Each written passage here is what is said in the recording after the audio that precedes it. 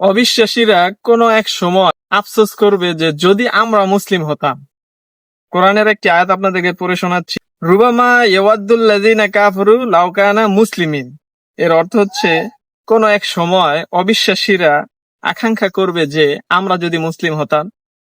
এর তাফসীরটা আপনাদের পড়ে শোনাচ্ছি। তাফসীর হলো, এই আকাঙ্ক্ষা কখন করবে অবিশ্বাসীরা?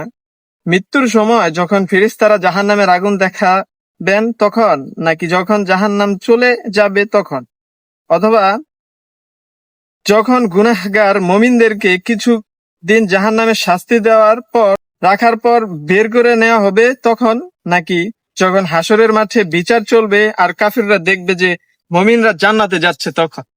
মুমিনরা জান্নাতে যাচ্ছে তখন কাফিররা আকাঙ্ক্ষা করবে, হায় তারাও যদি মুসলিম হতো। তো অবিশ্বাসীরা আসলে কোরআনের এই আয়াতের অনুবাদে আমি যতটুকু বুঝতে পারলাম, অবিশ্বাসীরা যখন মুসলিম কিছুদিন শাস্তি পাওয়ার পর জাহান্নামে জান্নাতে চলে যাবে তখন আফসোস করবে অবিশ্বাসীরা যে যদি আমি মুসলিম হতাম তাহলে কিছুদিন শাস্তি পাওয়ার পরও জান্নাতে আল্লাহ তাআলা আমাকে দিতেন। আর তখন যখন হাসরের মাঠ থেকে সোজা জান্নাতে চলে যাবে মুসলিমরা, তখনও তারা এই আফসোসটুকু